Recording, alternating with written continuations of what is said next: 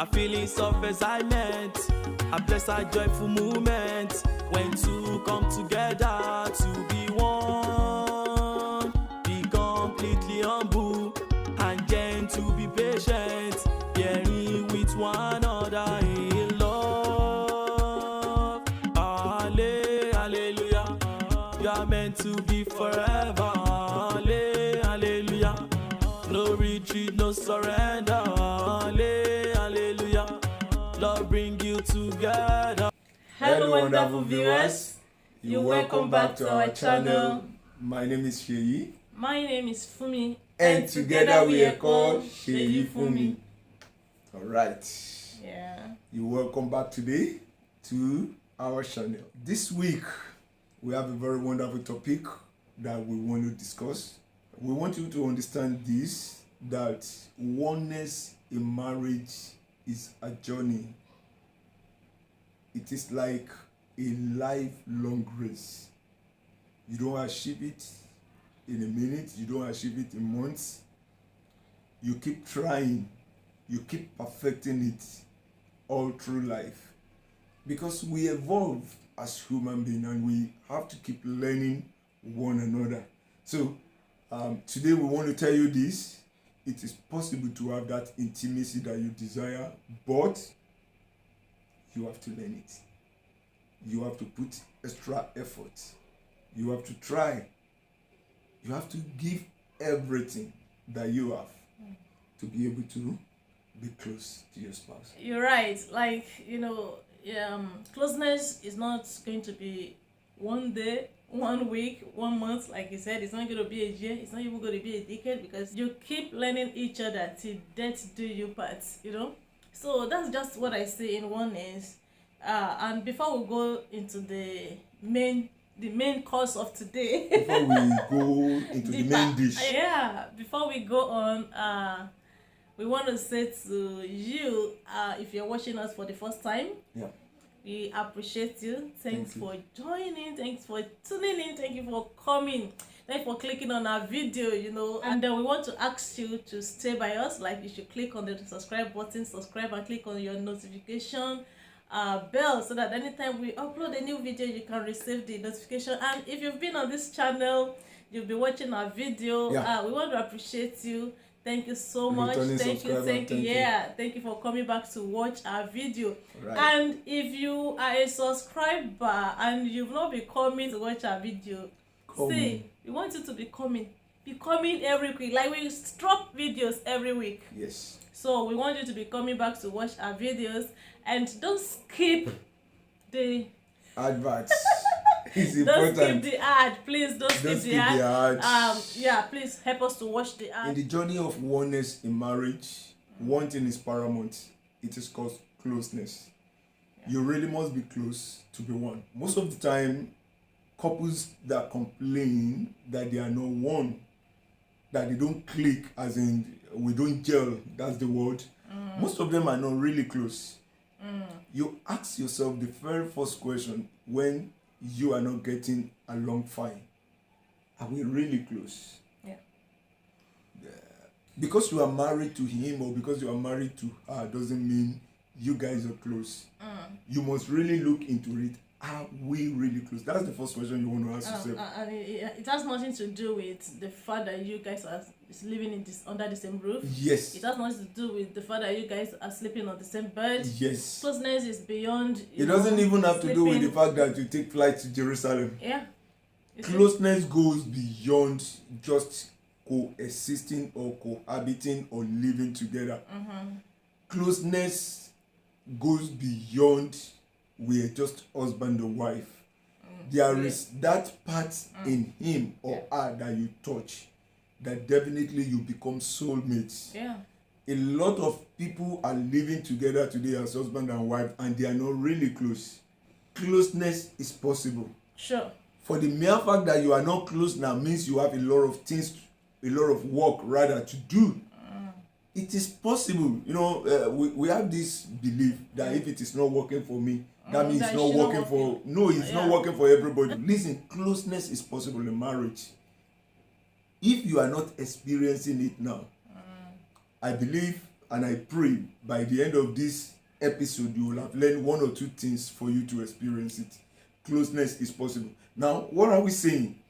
If you find out that you are not really close, the first step to enjoy your marriage is to find a way to be closer to your spouse. Yeah. Find a way to be closer to your spouse. Listen, every spouse wants to be close to one another. Everyone wants to be close to his or her spouse. Yeah. Sometimes we don't know the way to go about it. Sometimes we don't know the right button to press. But if you know the right button to press and you press that right button, closeness is achievable. See, first thing I would like to say to couples out there is that in the journey to make you and your spouse close, you must study each other. Like, you have to study one another. You also, like, for us, it took us a lot of years. You understand? To get to know one another better. Before we get to know one another, before we get used to each other, you know. Because then it was like 3 months after our wedding, you left Nigeria, and you know, like staying apart. Like, that's why it's not easy for people that. I think it's about 4 years, 10 months, thereabouts. Before we come together again, you know. So it's not easy because distance relationship can never in any way makes you to understand each other. So you can only know that, okay, this is the person I'm dealing with, but you can't. There are some things that you can't even really understand about that person until you are together and you start learning each other. Maybe this, so my husband have this habit that I don't know, so my wife have this habit, so she behaved this way, so he behaved this way, you know. So that's why I said you need to study each other. Like for us, you know, most of the time what we do is this. Maybe let's talk about the issue of anger. Let's talk about the issue of anger. Sometimes when he gets, because he usually gets angry, but when he gets angry, what I do is most of the time I keep quiet. But for me, I don't usually get angry always. But when you get angry, you don't come out of the anger quickly. Like, it's not as if I don't get out of the anger, but I just feel like nothing to argue about, nothing to talk about on it. Like, you know, sometimes is that no, it's not nothing to talk about. It's like this: you become withdrawn. That does it. You become withdrawn, and my own anger is your child. Like, you know what? My own anger is just keep quiet and walk away. I think that's the definition of my own anger. Like, if I'm angry, it's better, because why I do that is, I think a lot of time when I get angry, I don't talk. Why I don't talk is that I want to mind my words, because sometimes, a lot of times I feel like, or I realize that, let me say that I realize this. I realize that when I get angry, if I talk, I will step on so many toes with my words. So I prefer to keep quiet, to be on my own, to enjoy my life and live my life to the fullest, you know, instead of stepping on people's toes, you know. So I don't argue, I don't talk when it comes to anger. I just keep quiet and walk away, because I don't want to talk. I just want to enjoy my life. As if she's not living her life to the fullest before the anger. Anyway, I believe this. I believe this. Studying each other is not. Sometimes it's better to keep quiet when you are angry. And when you talk about this studying of each other, some people don't realize that when you want to get to know somebody, you have to study that person. See, the Bible talk about studying to make yourself approved. A workman that need not be ashamed, rightly dividing the word of truth. Now, what you need to understand is,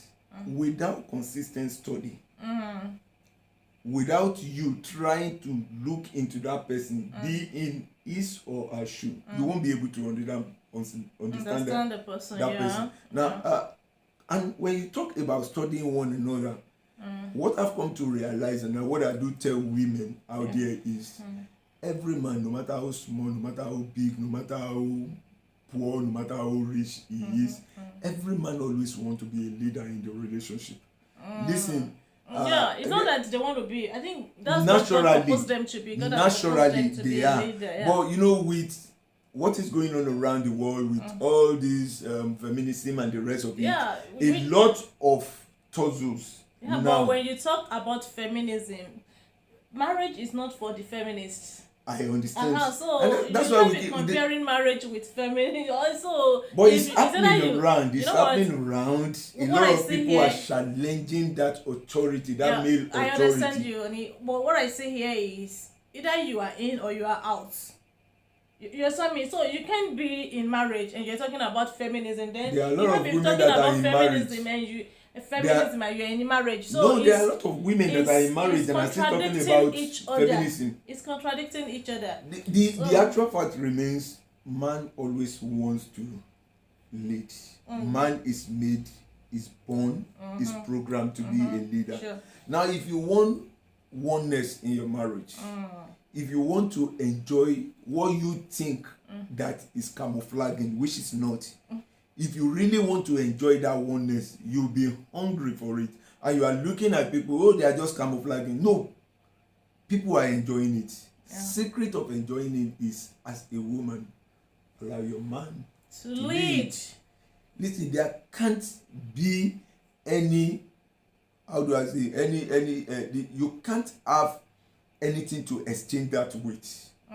There can't be something to exchange that with for men.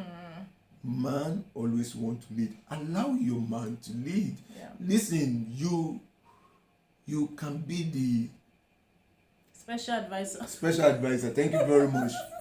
But let him be that crown on your head. You can be the queen. You can control the house. You can do all. Actually what people don't realize is that when you allow man to lead, you are going to have a man that will be at your beck and call. You are going to have a man that will be ready to do almost anything. Like you don't dictate everything for him always. It's not that, you know what I'm trying to say. Giving your opinion is different from dictating. This is what I want you to do. We must do this. We must do this. There are times when you see that the man is lax in some advice that you're giving. There are times you have to stamp your feet, but you don't always want to say, okay, whatever I say, that's the final. Whatever I do, that's the final. Or you just have to follow what I'm saying. So many things. He won't follow what you are saying, hook, line, and sinker. He is not going to take your opinion just like that. Sometimes he will take it, sometimes he won't take it. When he won't take it, allow it to be. Rather, let the sleeping dog lies. In such scenario, take a deep breath. Relax. The truth is, he's still going to listen. He's still going to come to do it. You're talking from experience, right? Yes, I'm talking from experience.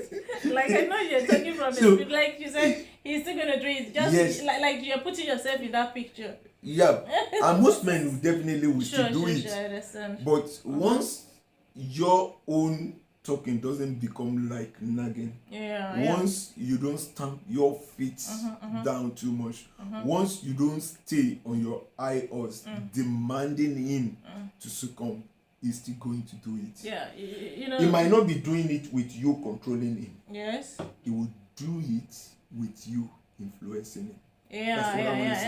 Sure. Because what I want to say, why do I have to refer to us? But what I want to say really is that then when we first got married, maybe like sometimes if I really want him to do something, because I'm going to tell him, Oni, this is what I want us to do. This is what I want us to do. Sometimes you do, but sometimes most of the time I just realize that I think this man is not even understanding. Like, he didn't even have the picture of what I'm trying to paint for him. Like, he didn't even understand anything about what I'm saying. So sometimes I just keep quiet. He will come back. I think when I keep quiet, that's when you realize what you try to pass a message with silence. Yeah. So most of the time what I do is that's why you that's why you do say that each time I'm angry, I'm quiet. Because it's not that I want you to realize, okay, it's not as if I can't tell you, but more I realize that when I say it, it's like you don't want to take it. It's like I'm taking it too. So only that maybe my processing time is longer. So most of the time I just keep quiet so that I allow him to process it, like you said, and then it works. So it's all about allowing your man to lead. You can talk about that. Do you know that men will always do what they want to do? Of course, men, we always do what they do. We're men. Yeah, and that's why most of the time you guys fall into pits. You fall, and at the end of the day you come back. You started. You know, especially when you see, when you have maybe there's someone that you are relating with and your wife is like, okay, no, I don't really want this relationship because it's not working for you, it's not working for us. You know, men will tell you no. At the end of the day, but at last when it happens, they will come back. They will come back and you're like, oh my, I realize, oh, I didn't know it's going to be like this. You know, but you know that women see things from that. I don't know. There's that intuition. That intuition in you, that hunch that you guys always have to see things more than we do is what I don't know. But I've come to respect that because in most occasions. Most occasions. Not all occasions. But only it's almost, let me say, all. Not all. Oh my. We started again. It's not all. Agree. Yeah, I can agree to that. Why not? because it's not in all, you know, but in most, I'll put most. In most occasions. Okay, let's say in 99.5%. Why 99%? Maybe like 80% or 70%. But in most occasions. In most we occasions. don't need to argue here. You see, guys, I think one of the days we are still going to talk about it. See, that's how we argue. Even at home, we do argue on necessary things. And those are the reasons why, you see. That's why I love you now. We get time to argue. Of course. You know what I will miss if we are not together? Who will I argue with? The fight, the argue. You know that argument, the sweet person. So at times you will need that argument. One of the reasons why you miss, I remember the last time you traveled. One of the things I miss is. But we're arguing on phone now. Yes, we argue on phone, but I don't get anybody to argue with physical. Honey, did you know this and that? Oh my God. And that's one thing about long distance marriage or relationship whatsoever. You always find something to argue about. Maybe because of the lack of the physical closeness that you guys don't have. And you guys understand each other better when you're talking to each other on phone. No, it's cool now. As I'm touching you now, body they cool me. But let's say I didn't have to touch you for about a week or two now. Oh my. Then you. Okay, now you're confessing. Now I know the reason why you're. You know when I was here, before you guys joined in, the former company I was working with, I don't want to mention. We'll see after 3 months or 4 months. I usually come to Nigeria. So, as a safety manager, one little thing you would do, then I will threaten you with NCR, with SVR, for those who understand safety. And my project manager will call me, Ola, I think you need to go 1 week to Nigeria. So, like your blood is hot. So, I will get my 10 days, I will go to Nigeria. Then when I come back, my hands will be calm. And then it is like, so anytime he's looking at me, he's like, you are stressed up, and really being a safety manager is stressful. So honestly, at a point in time, you are the antidote. You are the antidote for our stress. And when you are not around, life becomes double stressful. Life is stressful enough. So honestly, the world is even stressful enough. Yes. Like, so one thing we should understand is the man who wants to date. If you want oneness in your marriage, don't look at people having oneness as if it is not possible. It is. But it's just like it's gradually with like your inputs. Some women are enjoying their marriage because they allow their man to lead. And you are not allowing your husband to be the leader, and you are complaining you are not enjoying him. And they used to say okay, sorry. Yeah, I want to say that before you go on. One thing that I feel like women should understand too is that, you see, when we're talking about oneness, when we're talking about allowing your man to lead, we're not saying that you should not have a say. We're not saying that you should not give your own opinion. You must. You see, you must give your own opinion. You must, but allowing him to lead, that we're saying, is not that you must dictate for him. Like, you don't dictate for him. Yes. You see? His role is the leader in the family. His role is like a guardian. Sorry, you know, there are some men that don't really want to lead. You know what I'm trying to say? Yeah. There are some men that there are always exception to every rule. Okay. There are some men like that are laid back. You know, we talk about temperament. Yeah. You can be a sanguine wife, married to a flake husband. In such a case, the man allow you to lead. You know why? He still has his say. There are still places he want to stamp his feet down. But on most occasions, it's what we call the laissez-faire. He allow you to move ahead with decisions. There are some men like that are laid back and they still don't want the woman to take action. No. Let me tell you this. You see, and the woman will be like, what? This, especially if the woman is someone that really wants to be here, be there, and do everything at the same time. You see, the woman will feel like she's not complete. Okay. Because she feels like this man is not doing anything. This man is laid back. This man is not making any move, and I need to do so many things. I need to do this and I think that's where the problem comes in, where women have to step in as the leader. And now it will look as if you are still going to lead, then it's going to look as if the woman is dictating for the man. If you are still going to lead as a woman, if you have an husband that is a bit laid back and you are going to lead, don't make mountain out of molehill. Don't make it a show off.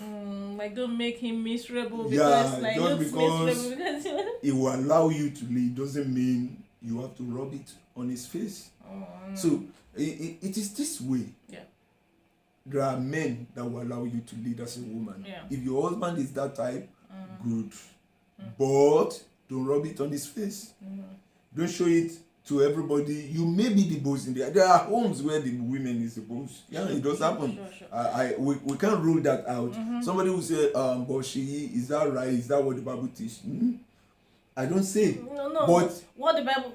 Sorry, let's clarify here. Like you say, is that what the Bible say? It's not ruling it out that the man is out of the. It's just if you go here, like it's not just there. It's still a man. There are some men that are just there.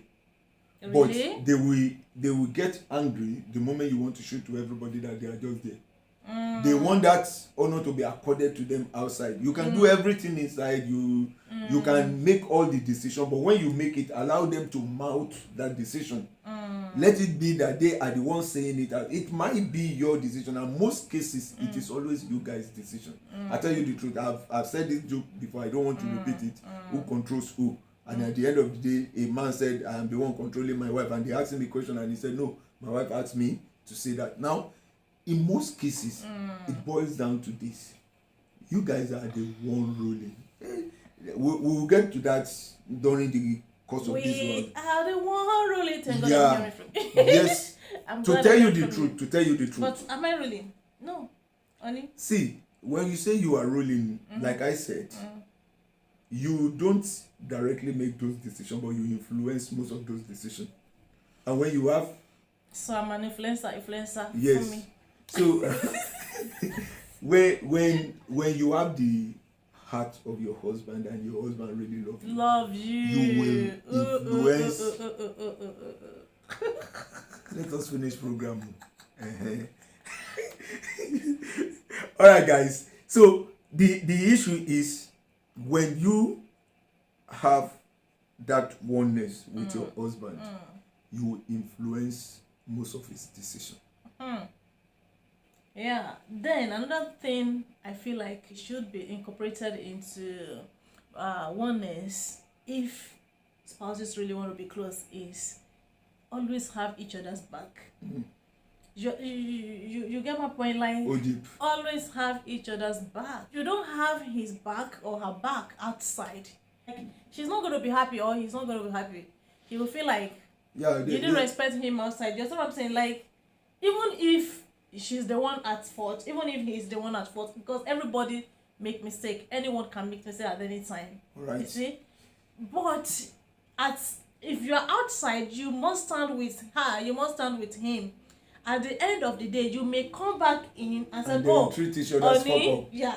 And said, "Oh, honey, do you know you fuck up? I just don't want to say anything." Yeah. But outside, you must stand by him. You must stand by her. You know, one thing that some couples do that will not allow them to be close or to be in oneness is blame game. Something went wrong outside. Outside is not the place To argue. To argue. Yeah. Dirty linens must always be washed inside. We don't wash our dirty linens outside. So when everything is not moving fine, especially when something is wrong outside, what I expect a good husband or a good wife to do is defend your husband, defend your wife. I didn't say stand by him or her doing something bad. Yeah, sure. If you have him or her doing something that is wrong, you can as well wade into the matter. Okay, I'm sorry about that. Okay, let's plead on her behalf. You know it's something wrong. Yeah. But stand by her. Don't just throw away the ugly child with the bathwater. So stand by her. Just try to settle the matter one way or the other. Sure, and then when you get inside, you can encourage each other's fuck up. And when we're saying treat each other's fuck up, you still have to do it in love. Am I right? You still have to. You don't have to want. What I mean is that you can tell each other the truth then. Yeah. My friend, what you did there is not right. Okay, but I can't start blaming you over there. I can't stab you. Another thing that I look at is you must have patience. Yeah. How do I put it now? You must. I don't know the word to use. Yoruba will say amojukuro. You must learn to overlook. To look away from you have to be close with each other. Can I use the word here, viewers? You will have to take some shit. Yeah. That's just how down to earth I can put it. You have to learn to look away. You have to learn to take some rubbish. See, listen, marriage is all about enjoying each other's rubbish. Some people will say, Sheyi, you started again. Fine. Sheyi have started again, but when you see couples that are enjoying one another, they are learning to ni amojukuro. And to enjoy each other's shit. Yes, they are learning so much to overlook. They overlook. They have forbearance. They are able to tolerate. They tolerate one another. Learn to tolerate. Learn to overlook.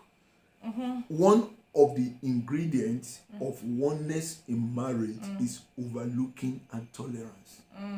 Yeah, we are not talking about when somebody is in abusive marriage and then you have to. No, I'm talking about things that he's doing that is not pleasing. See, listen, everybody is selfish in a way. Of course. Every human being is selfish in a way. And that's why God himself asks us to love our neighbor the same way we love ourselves. Because self will always come out in everything. Now you have to kill self to be able to enjoy your marriage.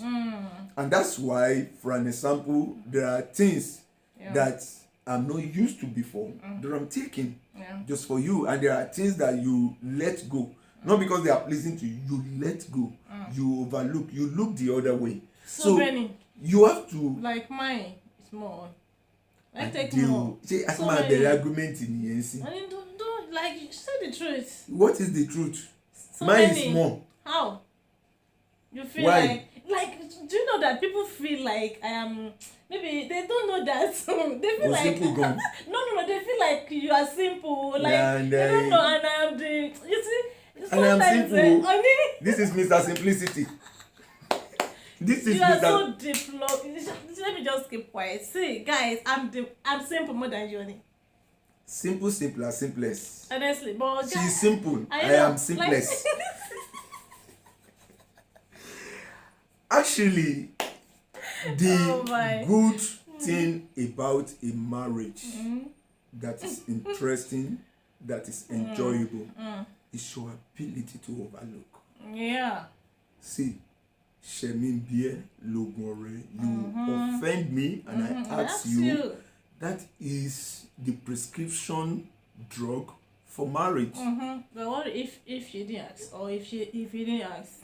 What happens? And then you sit down and you think it over. There are way of asking. You don't ask, but you ask by keeping quiet. And when you keep quiet, I know you are trying to pass a message. So everybody has his own way of like asking. everybody has it doesn't have way. to be asking always. Talking. And you know, like for me, if I'm angry, or if I think you later understand me. Keeping quiet is my own way. Because if I talk, sometimes I will talk and I will say some things that I don't really wish to say. I said within myself, I will say within myself, the quietness is enough. Let's break the ice. Yeah, but there are times I later talk. I think there are times I just once in a while. Yeah, there are times I get naturally. There are times you talk. I just talk. You know the way you talk when you start bros.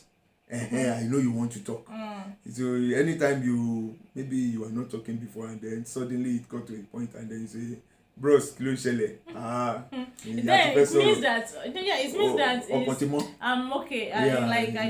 I've let go, something like so you learn the language. That's one thing that we're trying to pass. Learn the language of your spouse. Learn what he will do that he might not say sorry or she might not say sorry, but he or she will do something to allow you to know that okay, I'm off the anger level. I'm no longer here with my anger. I've come down my us and I want to relate. At that point, you don't do too much shakara also. Wait for some other time to do your own shakara. As of the time she's down or he has come down from his that's not the time to start saying you now want to prolong the you so want to put petrol in the fire. You just put fuel into that fire, put petrol there, and it start burning. And on a more serious note, or is it note or textbook now? Okay, note. On a more serious note, there is one thing that I want viewers to take home today. Okay. And that is relationship is like mortise and tenor joints. I'm going to explain it. Yeah. Relationship is like grafting. Now I will explain both scenario. Now mortise and tenor joint, if you have to join two wood together, definitely when you put them like this, they won't join. No.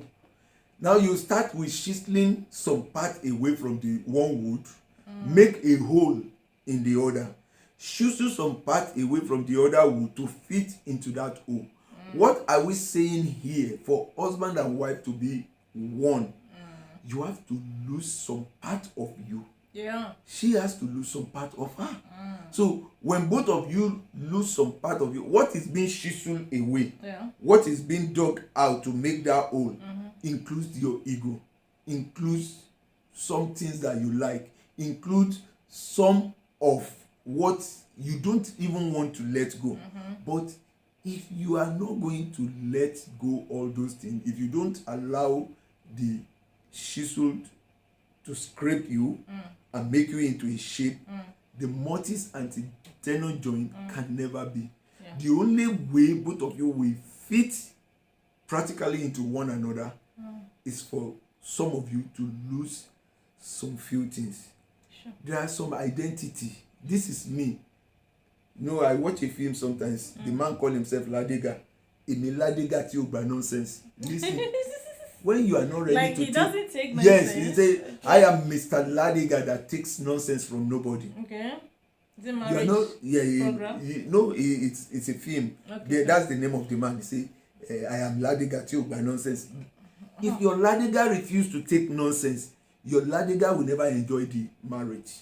Because a lot of nonsense is in marriage that you permutate, you rub together, you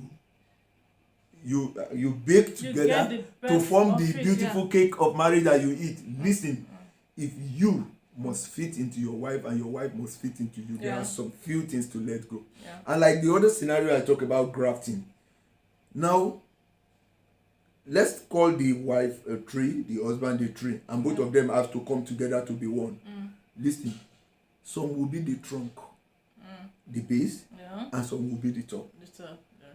For grafting to take place, you must always cut one top must be useless. It's sent away, it's no longer in need. The trunk will be used.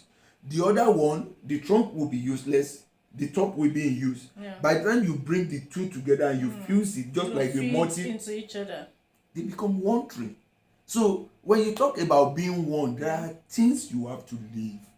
Don't ever forget. Don't think that being one means that you carry every baggage, everything that you carry into marriage is it going to be useful for you. No, they are not going to be useful for you. There are some old clothes you have that you have to throw away from your wardrobe for a new one to come in. So marriage is all about fitting into one another. And if you must fit into one another, you must be ready to let go some few things. Yeah. And that shows you're growing. That's where growth comes in, you know. Yeah. Wow. I do think it should be enough already. Yeah, guys, thank you. And I think we've said a lot, and you will have learned one or two things. So until next week. So until next week, guys, where we come across your way again, SeyiFunmi is saying thank you. We love you. Bye.